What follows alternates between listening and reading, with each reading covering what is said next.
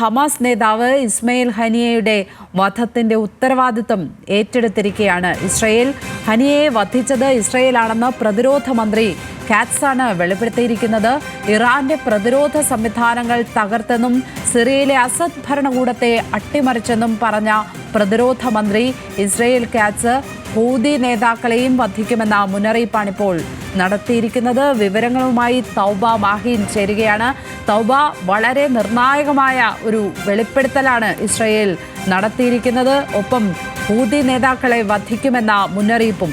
എങ്ങനെ വേണം ഇസ്രായേലിന്റെ ഈ വെളിപ്പെടുത്തലിനെ ഈ ഘട്ടത്തിൽ നമ്മൾ നിരീക്ഷിക്കേണ്ടത്?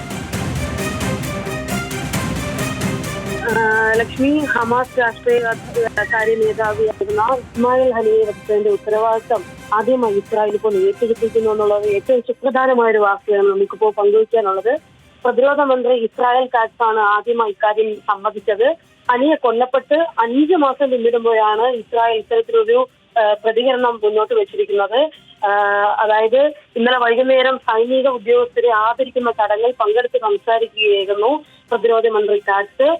തുടർന്ന് ഹൂതി നേതാക്കളെ വധിക്കുമെന്നും ഇസ്രായേൽ കാറ്റ്സ് മുന്നറിയിപ്പ് നൽകിയിട്ടുണ്ട്. ടെഹ്റാനിലും ഗസയിലും ലെബനോനിലുമായി ഇസ്മായിൽ ഹനിയനോടും യഹിയ സിൻവറിനോടും ഹസൻ നസ്രള്ളയോടും ഒക്കെ ചെയ്തത് തനയിലും ആവർത്തിക്കുമെന്നാണ് ഇപ്പോൾ കാറ്റ്സ് പറഞ്ഞിരിക്കുന്നത്. കൃത്യമായി ഹൂതി നേതാക്കളെ പ്രകോപിപ്പിക്കുന്ന തരത്തിലാണ് കാറ്റ്സിന്റെ പ്രതികരണം എന്ന് വേണം ഈ സമയം നമ്മൾ കാണാൻ. ഹൂതി ഭീകരർ ഇസ്രായേലിന് നേരെ മിസൈലുകൾ തൊടുത്തുവിടുമ്പോൾ അവർക്ക് വ്യക്തമായ ഒരു സന്ദേശം നൽകാൻ ആഗ്രഹിക്കുന്നു എന്ന് പറഞ്ഞുകൊണ്ടായിരുന്നു കാറ്റ്സിന്റെ പ്രതികരണം. ഹമാസിനെയും ഹെസ്ബുള്ളയെയും പരാജയപ്പെടുത്തിയെന്നും ഇറാന്റെ പ്രതിരോധ സംവിധാനങ്ങൾ തകർത്തുവെന്നും സിറിയയിലെ അസദ് ഭരണകൂടത്തെ അട്ടിമറിച്ചുവെന്നും സിന്നയുടെ അച്ചുതണ്ടിന് കനത്ത പ്രഹരം ഏൽപ്പിച്ചു എന്നുമാണ് ഇസ്രായേലിന്റെ പ്രതികരണം. അവസാനം ബാക്കിയുള്ള യമനിലെ ഹൂതി ഭീകരർക്കും കനത്ത പ്രഹരം ഏൽപ്പിക്കുമെന്നും ഇസ്രായേൽ ഭീഷണി മുഴക്കിയിട്ടുണ്ട്. കഴിഞ്ഞ ജൂലൈ 31-നാണ് ഇറാൻ തലസ്ഥാനമായ ടെഹ്റാനിൽ വെച്ച് ഇസ്മായിൽ ഹനിയ കൊല്ലപ്പെട്ടത്. ഇറാൻ പ്രസിഡന്റ് മസൂദിന്റെ സ്ഥാനാരോഹണ ചടങ്ങിൽ പങ്കെടുക്കാൻ എത്തിയപ്പോഴായിരുന്നു ഹനിയയെ വധിച്ചത്. ഹനിയ താമസിച്ച വീട് നേരെയായിരുന്നു ആക്രമണം. തുടർന്ന് ഹനിയ കൊല്ലപ്പെട്ടത് ഹമാസ് അടക്കം പരസ്യമായി സമ്മതിച്ചുവെങ്കിലും ഇസ്രായേൽ ഇക്കാര്യത്തിൽ കൊലപാതകത്തിന്റെ ഉത്തരവാദിത്വം ഏറ്റെടുത്തിരുന്നില്ല. ഇപ്പോൾ ഏറ്റവും സുപ്രധാനമായ ഒരു വാർത്തയാണ് വരുന്നത്.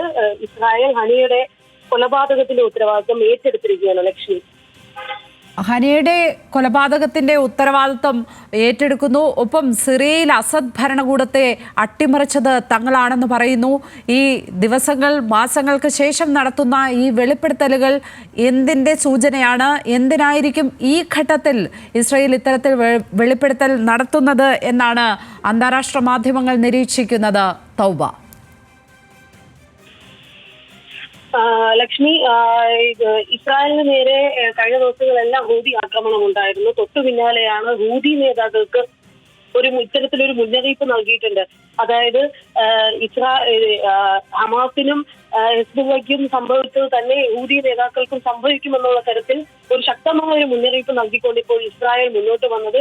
ഇത്തരത്തിലുള്ള പ്രത്യാക്രമണം നിങ്ങൾ നടത്തുകയാണെങ്കിൽ ഹസൻ നസ്രള്ളയ്ക്കും ഇസ്മായിൽ ഹനിയയ്ക്കും ഒക്കെ സംഭവിച്ചത് തന്നെ ഹൂതിയുടെ പ്രധാന നേതാക്കളെ എല്ലാം കൊലപ്പെടുത്തുമെന്നുള്ള രീതിയിലാണ് ഇപ്പോൾ ഇസ്രായേലിന്റെ പ്രതികരണം എന്ന് വേണം ഈ നിമിഷം കരുതാൻ. ശരി, വളരെ പ്രധാനപ്പെട്ട ഒരു ലോക വാർത്തയാണ് നമുക്ക് മുന്നിലേക്ക് ഈ മണിക്കൂറിൽ എത്തിച്ചേർന്നിരിക്കുന്നത്. ഹമാസ് നേതാവ് ഇസ്മായിൽ ഹനിയയുടെ വധത്തിന്റെ ഉത്തരവാദിത്തം ഏറ്റെടുത്തിരിക്കുന്നു ഇസ്രായേൽ. ഹനിയയെ വധിച്ചത് ഇസ്രായേലാണെന്ന് പ്രതിരോധ മന്ത്രി കാറ്റ്സാണ് ഇപ്പോൾ വെളിപ്പെടുത്തിയിരിക്കുന്നത്. ഇറാന്റെ പ്രതിരോധ സംവിധാനങ്ങൾ തകർത്തു, സിറിയയിലെ അസദ് ഭരണകൂടത്തെ അട്ടിമറിച്ചു എന്നും അദ്ദേഹം അവകാശപ്പെടുന്നു. മാത്രമല്ല, ഹൂതി നേതാക്കളെ വധിക്കും എന്ന മുന്നറിയിപ്പ് കൂടി നൽകുന്നുണ്ട്. ഇന്റർനാഷണൽ ഡെസ്കിൽ നിന്നും തൗബ മാഹീനാണ് വിശദാംശങ്ങൾ പങ്കുവച്ചത്.